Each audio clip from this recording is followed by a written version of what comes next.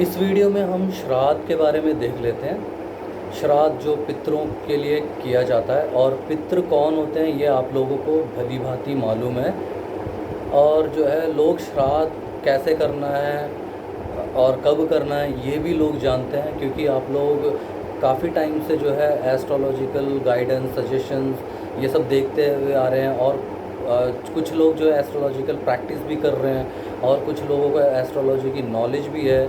तो अब ये श्राद्ध को लेकर जो है एक कॉमन सा और रिपीटेडली सवाल जो हमसे रखा गया है, वो चाहे वो अपने स्टूडेंट्स हों जो अपने पास डीएनए एस्ट्रोलॉजी सीखने आते हैं, या फिर क्लाइंट्स जो अपना हॉरोस्कोप लेकर अपने पास आते हैं उनकी प्रॉब्लम्स के सॉल्यूशंस के लिए, उनके भी जो है कॉमन और रिपीटेड सवाल जो रहा है श्राद्ध को लेकर, उसी के बारे में आज हम इस वीडियो में जो है देखने वाले हैं।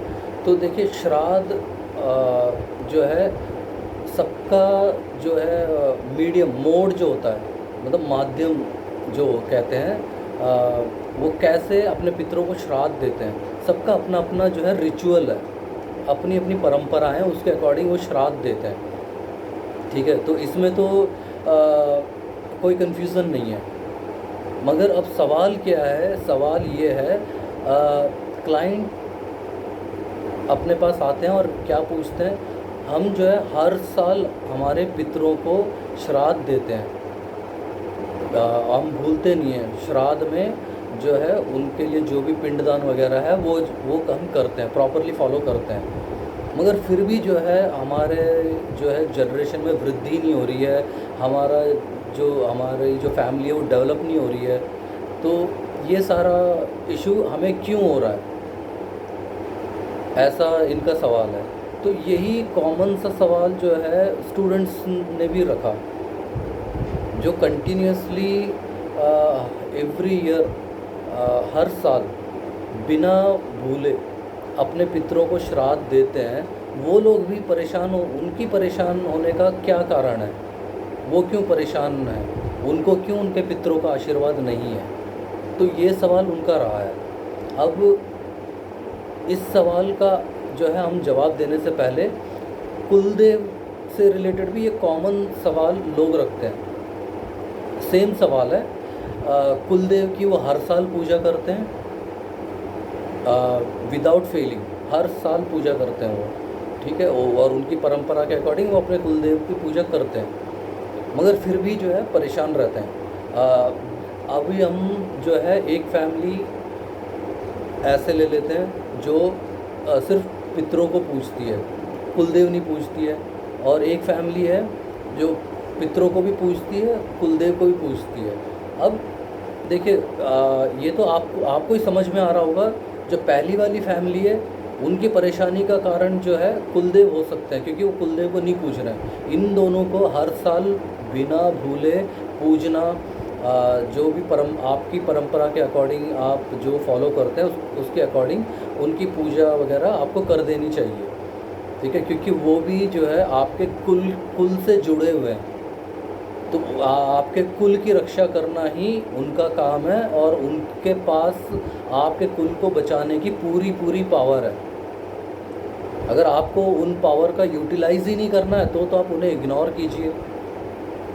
अगर आपको उनका आशीर्वाद चाहिए, और जो है आप चाहते हैं कि आपकी फैमिली डेवलप करें, आपकी जो है फैमिली वृद्धि करें, तो आपको जो है वो चीज़ें फॉलो करनी पड़ेंगी, क्योंकि कुलदेव और आपके पितृ ये दोनों ही जो है आपके वेल विशर होते हैं। आपकी फैमिली को डेवलप करने में यही लोग सहायता करते हैं, आपको आशीर्वाद देते हैं।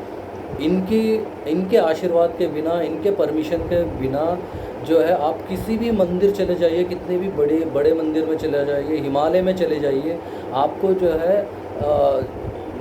उस मंदिर से जो भी आपको पॉजिटिविटी मिलेगी, यानी कि वरदान मिलेगा, तो वो आप तक पहुंचने ही नहीं देंगे। आप तक पहुंचने के लिए इनकी परमिशन ज़रूरी है, आपके कुलदेव की और आपके पितरों का जो परमिशन है वो ज़रूरी है। जब आप उन दोनों को इग्नोर करेंगे और उनकी पूजा वगैरह नहीं करेंगे कंटिन्यूसली, तो वो कैसे परमिशन दे देंगे? कॉमन सी बात है, अगर आपकी कोई इज्जत ना करें, आपको इग्नोर करें, आप उनसे बात करेंगे? एक नॉर्मल से ह्यूमन बीइंग होकर आप जब इतना सोचते हैं तो सोचिए जो हमसे ऊपर की पावर है, एक लेयर ऊपर है वो लोग, क्योंकि वो पूरी तरह भगवान के पास भी नहीं है और ना वो धरती पर है, वो बीच में है, वो कनेक्टिविटी है, भगवान और अपने बीच की कनेक्टिविटी है वो। अगर अपना उस कनेक्टर से कनेक्टिविटी ही नहीं है तो भगवान तक अपनी जो है प्रॉब्लम्स कैसे हम बता सकते हैं, वो मैसेज कैसे जाएगा भगवान तक? तो ये मीडियम है, इनको आपको जो है इनकी रेस्पेक्ट करना और इनको बिना भूले इनकी पूजा वगैरह करना, इन श्राद्ध पिंडदान ये जो भी आप अपने परंपरा के अकॉर्डिंग फॉलो करते हैं वो फॉलो आपको ज़रूर करना चाहिए। अगर आप ऐसा करते हैं तो ठीक है। चलिए अब पॉइंट पर आते हैं। जो एक फैमिली हमने बताई जो पितरों को पूछती है, कुलदेव को नहीं पूछती है। अब ये तो अंडरस्टूड है कि इनको जो है किसी एक का भी आशीर्वाद नहीं रहा, कोई एक भी इनसे नाराज़ रहा तो जो है किसी भी भगवान का वरदान इनके लिए काम नहीं करेगा, ठीक है, मतलब इन तक पहुंचेगा ही नहीं, क्योंकि इनके कुलदेव परमिट नहीं करेंगे, दोनों की परमिशन चाहिए, ठीक है। अगर आप एक फैमिली है जो कुलदेव को पूछती है, पितरों को नहीं पूछती है, तो उसमें क्या होगा, आपके पितृ परमिशन नहीं देंगे। तो सिंपल है, आप ये समझ लीजिए दोनों की परमिशन ज़रूरी है आपके फैमिली जो है डेवलप होने के लिए, आपकी फैमिली वृद्धि करने के लिए, आपका जनरेशन वृद्धि करने के लिए, ठीक है। तो इन दोनों का आशीर्वाद ना हो तो क्या कितनी आप प्रॉब्लम फेस कर सकते हैं। मैं एक उदाहरण दे देता हूँ। 440 का वॉट का जो करंट है ना, वो भी आपको आगे आके लगेगा ना, अगर इन दोनों का आशीर्वाद है तो आपको हल्का सा महसूस होगा, टच करके जाएगा। अगर इन दोनों का आशीर्वाद नहीं है, एक छोटी सी भी कोई दिक्कत होगी ना, आपको इतना बड़ा प्रॉब्लम लगेगा, वो छोटी सी प्रॉब्लम, कि आप उसी को संभाल नहीं पाएंगे और आपके पास जो मदद करने वाला कोई होगा भी नहीं। आप इतने परेशान होंगे कि जैसे जॉब के लिए, आप किसी जॉब के लिए ट्राई कर रहे हैं, आप बहुत मेहनत करते हैं, बहुत स्टडी करते हैं, बहुत स्ट्रगल करते हैं, मगर वो जॉब पाने के लिए आपको जो है इतनी मेहनत मशक्क़त करनी पड़ जाती है, काफ़ी सारे इंटरव्यूज़ में आप फेल हो जाते हैं। चलिए तो हो गई बात जॉब की। मैरिज को ही ले लीजिए, आपको सूटेबल अलायंस मिल गया और जो है आप शादी करने के लिए जो है प्रोसेस कर रहे हैं, मगर वो जो है बात बनते बनते बिगड़ती है, ये बात बनती ही नहीं है, ठीक है। तो ऐसे कई सारी मैरिज से रिलेटेड प्रॉब्लम। अब आप अगर मैरिड हैं तो बच्चे से रिलेटेड प्रॉब्लम, आपका बच्चा नहीं हो रहा है, जबकि आपको कोई दिक्कत नहीं है, आपकी वाइफ को कोई दिक्कत नहीं है, फिर भी बच्चा नहीं हो रहा है। तो ये देखिए, इन चीज़ों के अलावा भी फैमिली डेवलपमेंट जो है और भी कई सारी चीज़ें आती हैं। तो ये तो मैंने एक बेसिक उदाहरण दे दिया है कि ये सारी जो प्रॉब्लम्स हैं आप इसी वजह से फेस करते हैं। और भी कई चीज़ें हैं, और भी काफ़ी सारे कॉम्बिनेशंस हैं। जो मेन कॉम्बिनेशन है वो ये है, आप अपने पितरों को और कुलदेव को पूजेंगे तो जो है आप परेशानी मुक्त रहेंगे। एटलीस्ट आपकी 60% 70% परेशानी तो होगी ही नहीं आपको, वैसे ही वही सॉल्व कर देंगे। अब श्राद्ध को लेकर क्या सवाल था वो हमने बता दिया कि वो हर साल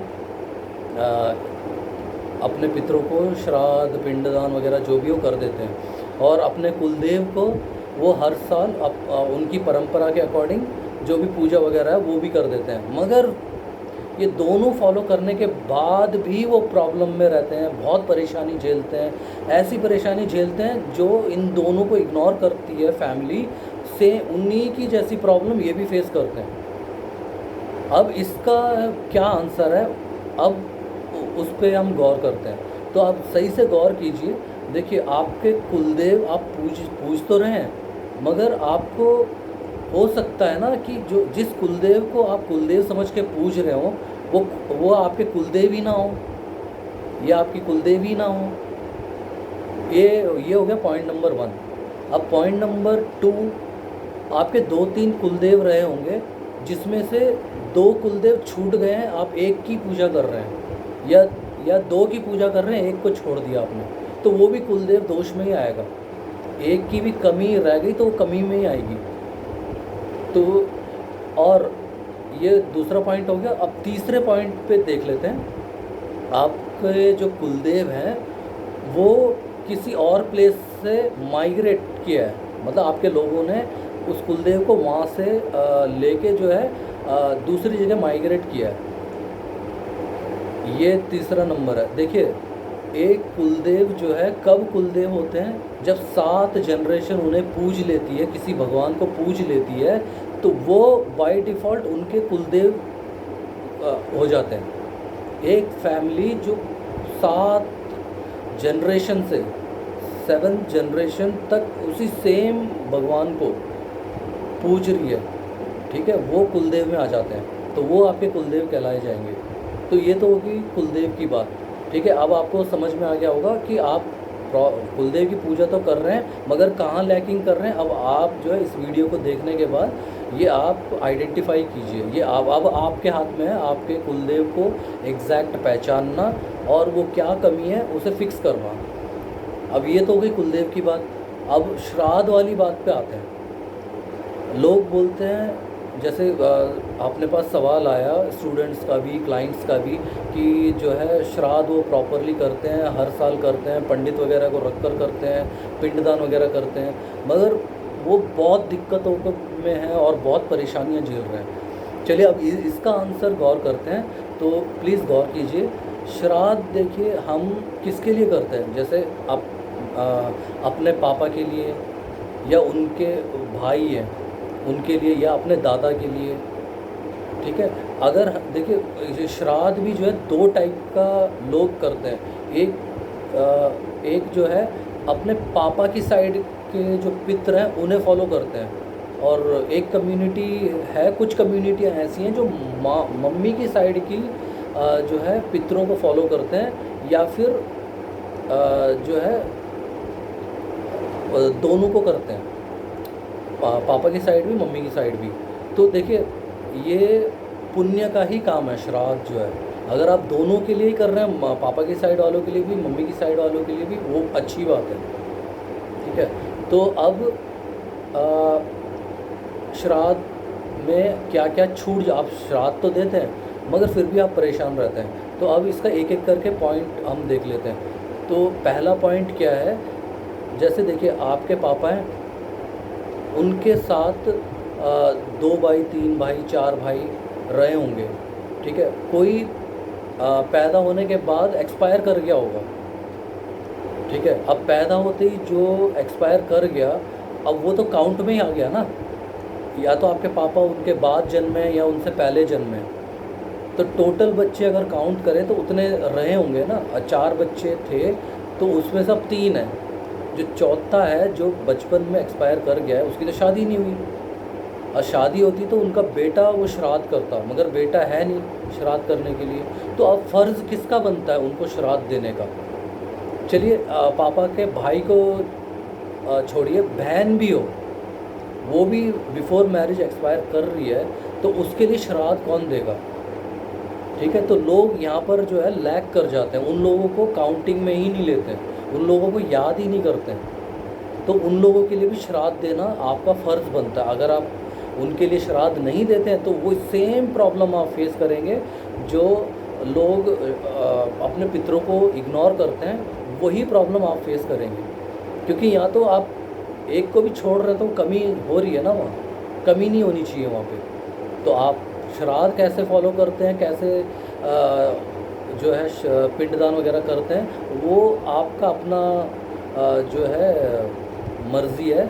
और जो है आप नदी किनारे कर रहे हैं या किसी पंडित को रख के जो है घर पर कर रहे हैं, तो वो आपका अपना मत है। अब ये एक पॉइंट हमने बता दिया जो बचपन में एक्सपायर कर जाते हैं। चलिए वो बड़े भी हो गए, उनकी जो है शादी हो गई मगर बच्चा नहीं है उनके, अब वो एक्सपायर कर जाते हैं, अब उनके लिए श्राद्ध कौन देगा। ठीक है, ये भी आपका फ़र्ज़ बनता है ना कि आपको करना क्या, उनका नाम लेके श्राद्ध दे देना, इतना ही करना है। और ये तो हो गया 2 कॉम्बिनेशन। और तीसरा कॉम्बिनेशन, जैसे जवानी में कोई एक्सपायर हो जाता है, मतलब बिफोर मैरिज, तो वो भी उसी काउंट में आ गया ना, जो बच्चा पैदा होने के बाद एक्सपायर कर जाता है या जवानी में जो एक्सपायर कर जाता है, वो दोनों एक ही लिस्ट में आ जाते हैं, क्योंकि दोनों अनमैरिड हैं और दोनों के बच्चे भी नहीं हैं। तो इनके लिए श्राद्ध आप ही करेंगे, आपका ही फ़र्ज़ बनता है। तो अब जो है हमने उन सवालों का जो है आंसर दे दिया, जो आपका भी सवाल हो सकता है ये, और हो सकता है ये आपका सवाल रहा हो और आपको आंसर नहीं मिला हो। तो इस वीडियो में जो है हमने श्राद्ध को लेकर बात किया, पितरों को लेकर बात किया और कुलदेव को लेकर बात किया।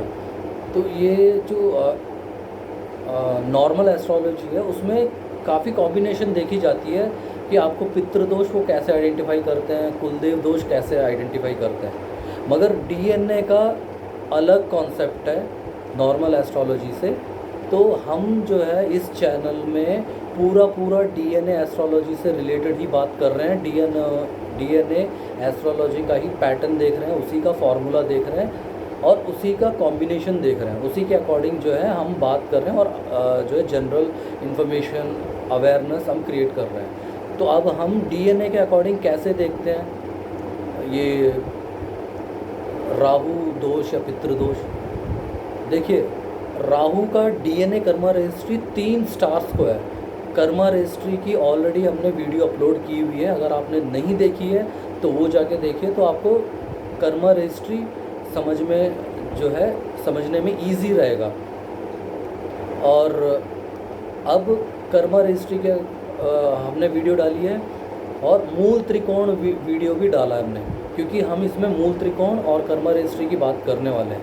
तो अगर आपने ये दोनों वीडियो नहीं देखी हैं, आप चैनल में जाके ये वीडियो सर्च करके देख लीजिए। अब ये दोनों वीडियो आपने देख लेंगे तो हम अब जो बात करने वाले हैं आपको समझ में आएगी। देखिए, राहु का जो डीएनए कर्मा रजिस्ट्री है वो 3 नक्षत्रों को है। कौन कौन से नक्षत्र हैं वो? पुष्य, विशाखा और शताभिषक। देखिए, ये तीनों नक्षत्र जो हैं आपस में इनका कोई रिलेशन नहीं है। नॉर्मल एस्ट्रोलॉजी के अकॉर्डिंग आपस में कोई रिलेशन नहीं है, मगर डीएनए के अकॉर्डिंग, डीएनए एस्ट्रोलॉजी के अकॉर्डिंग इन तीनों को जो है कर्मा कनेक्टिविटी है। किसकी कर्मा कनेक्टिविटी है? राहु की कर्मा कनेक्टिविटी है। अब राहु किसका कारक है? पितृदोष का कारक है। तो राहु आपके जो 12 भाव में जहाँ बैठा है वो आपको पितृदोष नहीं देगा। क्यों नहीं देगा? क्योंकि हम इतनी देर से राहु की बात कर रहे हैं, राहु इसका कारक है, मगर वो आपको पितृदोष नहीं देगा करके हम कह रहे हैं। तो क्यों ऐसा कहा हमने? क्योंकि जो प्लैनेट है, प्लैनेट के अकॉर्डिंग आप देखेंगे आपको पितृदोष जो है गुरु देगा। अब देखिए, इस कॉन्वर्सेशन में गुरु का क्या रोल है, गुरु क्यों आया है? क्योंकि गुरु जो है पुष्य नक्षत्र में उत्पन्न हुआ है।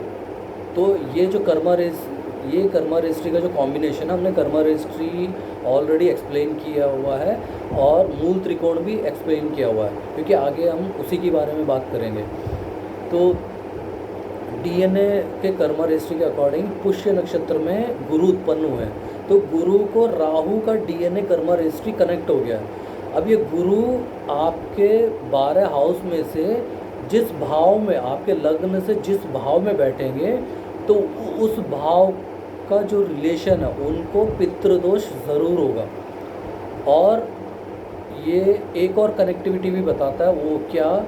2 से ज़्यादा मैरिज हुई होंगी उस रिलेशन में। अब इसको उदाहरण के तौर पे अगर आपको मैं बताऊं, तो आपके लग्न से 4th हाउस क्या इंडिकेट करता है? आपकी मदर को। तो आपकी मम्मी की जो फैमिली है, उनकी फैमिली में 2 से ज़्यादा मैरिज हुई होंगी। उनकी फैमिली में गवर्नमेंट रिलेटेड फील्ड में होंगे, पीडब्ल्यूडी डिपार्टमेंट में होंगे, या फिर जो है ट्रांसपोर्ट फील्ड से रिलेटेड होंगे, हार्बर, एयरपोर्ट, एयरक्राफ्ट, इन जैसी इन फील्डों में होंगे। ये पेट्रोलियम जैसे फील्ड में ये होंगे, इंपोर्ट एक्सपोर्ट बिजनेस टाइप, ये सारा जो है होगा, क्योंकि ये इन सब का कारक राहु है। और क्या है राहु का, देखिए गुरु जिस भाव में, जैसे आपकी मदर 4th भाव में बैठा है, तो आपके मदर की फैमिली में ज़रूर जो पूजा वगैरह से रिलेटेड लोग हैं, जैसे पुजारी टाइप के लोग, और जो है एक उनको जो स्पेशल पावर होती है ना, किसी का भविष्य बताने का, किसी का उपाय बताने का, उस टाइप के लोग ज़रूर होंगे। जैसे किसी को माता आ जाती है तो वो जो है थोड़ी वो करते हैं, अपना वो अपने आप को भूलकर जो है वो नाचने लग जाते हैं। इस टाइप के लोग आपकी मम्मी की फैमिली के साइड में ज़रूर होंगे। अगर ऐसा नहीं है तो आपके 4th हाउस में, मतलब आपकी मम्मी के फैमिली में ये सारा कॉम्बिनेशन हो नहीं सकता। देखिए आपके लग्न से 4th हाउस में आप गुरु है, तो आपकी मम्मी की साइड में जो कॉम्बिनेशन हमने बताया, देखिए ये 3 स्टार भी ज़रूर एग्जिस्ट कर रहे होंगे उनकी फैमिली में। कौन कौन से? पुष्य, विशाखा और शताभिषक, ये तीनों स्टार एग्जिस्ट कर रहे होंगे। ठीक है, अगर ऐसा एग्जिस्ट नहीं कर रहे हैं तो आपका जो लग्न है वो ठीक नहीं है, इसका मतलब। तो आपके लग्न को जो है दोबारा से करेक्ट करना पड़ेगा। अब चलिए, ये तो हमने 4th भाव का बता दिया। अगर यही 9वें भाव में होगा तो 9वां भाव क्या इंडिकेट करता है? आपके फादर को इंडिकेट करता है। तो आपके फादर को, आपके फादर के फैमिली जो है, उन सबको वो सारा कॉम्बिनेशन होगा जो हमने आपकी मदर के लिए बताया था। अगर यही गुरु जो है आपके 5वें भाव में, आपके लग्न से 5वें भाव में है, तो जो कॉम्बिनेशन आपकी मदर के लिए हमने बताया था, वो सारा कॉम्बिनेशन आपके दादा की फैमिली में ज़रूर होगा। ठीक है, ये तो हो गया पितृदोष आइडेंटिफाई करने का। ठीक है, पितृदोष देखिए प्लैनेट के अकॉर्डिंग पितृदोष हम कैसे आइडेंटिफाई करेंगे। अभी मान लीजिए पितृदोष आपके लग्न में ही है, तो आपको पितृदोष है। आपसे, आपके पैदा होने से पहले जो है वो उनको जो है पिंडदान वगैरह करना, श्राद्ध वगैरह करना, वो छूटा हुआ है, तो अब आपको करना है वो। तो ये तो प्लैनेट के अकॉर्डिंग हम ऐसे आइडेंटिफाई करते हैं डीएनए एस्ट्रोलॉजी में, गुरु को रखकर, गुरु का प्लेसमेंट रखकर, वो किस भाव में बैठा है। अब भाव के अकॉर्डिंग अगर हमें देखना है पितृदोष, तो गुरु के 2 हाउस हैं, मूल त्रिकोण के अकॉर्डिंग 2 हाउस हैं। एक है मीन, दूसरा है धनु। धनु जो है गुरु का मूल त्रिकोण हाउस है। तो मूल त्रिकोण का कॉन्सेप्ट हमने ऑलरेडी अपलोड किया है, एक्सप्लेन कर दिया है। तो आपने नहीं देखा है तो वो आप जाके देख लीजिए, तो ये कॉम्बिनेशन, ये पैटर्न आपको समझ में आ जाएगा। मूल त्रिकोण गुरु का जो है धनु है। धनु लग्न या धनु राशि के जो लोग हैं, ये लोग को बाय डिफ़ॉल्ट इनको पितृदोष हो गया, पितृदोष है इनको। बिना पितृदोष के ये जो है धनु लग्न या धनु राशि में पैदा हो ही नहीं सकते, ये 200% गारंटी है। और ये जो कॉम्बिनेशन हमने बताया था, उनके जनरेशन, उनकी जेनेटिक में, उनकी जीन में ज़रूर होगा। उनकी फैमिली में दो से ज़्यादा मैरिज हुई होंगी लोगों की। अब देखिए ये डायरेक्ट जातक, अब जातक को ही दो शादियां होंगी करके ये मत पूछिए। जिन को पुष्य नक्षत्र में, जो पुष्य नक्षत्र में पैदा होते हैं, जो धनु लग्न में पैदा होते हैं, वो सब 2 शादी करेंगे क्या? ऐसा अगर आपका सवाल है तो नहीं। इसके लिए और भी हमें कॉम्बिनेशन देखना होता है हॉरोस्कोप में, अगर हमें जातक के लिए देखना है तो अभी जो है हम भाव के कॉम्बिनेशन को देख रहे हैं। वो जिस भाव में आपका गुरु है, तो उस भाव से रिलेटेड जो फैमिली है, उनमें 2 से ज़्यादा शादियां हुई होंगी। गवर्नमेंट फील्ड से रिलेटेड लोग ज़रूर होंगे। और जो है कौन से भाव में बैठने से क्या क्या कॉम्बिनेशन है, वो हमने एक्सप्लेन कर दिया है। ये पितृदोष के लिए हमने आइडेंटिफाई करने के लिए हमने प्लैनेट का कॉम्बिनेशन बता दिया। अब भाव का कॉम्बिनेशन कौन क्या होगा, आपके लग्न से 9वां भाव और 9वां लॉर्ड, उस 9वें भाव का लॉर्ड, ये दोनों देखिए आपका 9वां भाव, आपके लग्न से 9वां भाव कौन सा आ रहा है। तो अभी अगर आप एक जो है ऋषभ लग्न के हैं, ठीक है, तो ऋषभ लग्न वालों के लिए 9वां भाव कौन सा हो जाएगा, मकर, और उसका जो लॉर्ड हो जाए जो होगा वो शनि। तो ऐसे आपको अपने लग्न के अकॉर्डिंग 9वां भाव देखना, वो आपको पितृदोष देगा, या फिर उसका जो लॉर्ड है वो आपको पितृदोष देगा। उसकी कनेक्टिविटी आपको देखनी पड़ेगी, वो आपके 4th हाउस से कनेक्टेड है, 9वें हाउस से कनेक्टेड है, या 5th हाउस से कनेक्टेड है, या आपके लग्न से कनेक्टेड है, वो आपको चेक करना पड़ेगा। चलिए, ये तो पितृ के लिए देख लिया। अब हम जो है कुलदेव दोष को कैसे आइडेंटिफाई करेंगे वो देख लेते हैं। कुलदेव का जो दोष देता है वो एक ही प्लैनेट देता है, और वो कौन सा प्लैनेट देता है, वो शुक्र देता है, ठीक है। अब शुक्र जो है आपके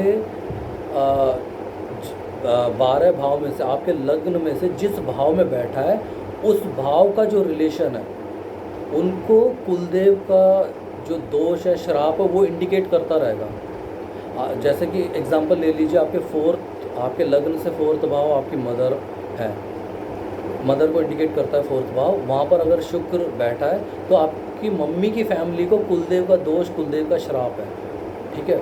अगर यही 9वें भाव में बैठा है तो आपके पापा को या उनकी फैमिली को जो है कुलदेव का श्राप है। अगर आपके लग्न में ही शुक्र बैठा है तो आप ही को जो है कुलदेव का श्राप है, कुलदेव का दोष है। तो इस वीडियो में जो है हम कुलदेव और पितृदोष के बारे में इतना ही बात करेंगे, क्योंकि वीडियो थोड़ी सी लंबी हो गई है। नेक्स्ट वीडियो में हम थोड़ा सा और पितृदोष के बारे में हम बात कर लेंगे, और जो है अगली वीडियो में हम जो है इसी सवालों से ही रिलेटेड, क्योंकि ये जो कॉमन सवाल आते रहते हैं अपने पास क्लाइंट्स से भी, स्टूडेंट्स से भी, तो उनमें से जो है हम जो कॉमन, जो आपके भी सवाल होंगे, तो उसको एक आंसर देने के उसमें एक वीडियो शूट कर देंगे, और वो जो है नेक्स्ट वीडियो में पोस्ट करेंगे। तो वो क्या सवाल है, अगला क्या सवाल होगा, अगला क्या टॉपिक होगा, वो मल्टीपल मैरिज पे होगा। वो कौन लोग हैं जिनको मल्टीपल मैरिज होता है, उसका कॉम्बिनेशन देखेंगे। इस वीडियो में इतना ही। नेक्स्ट वीडियो में हम मल्टीपल मैरिज के बारे में देखेंगे।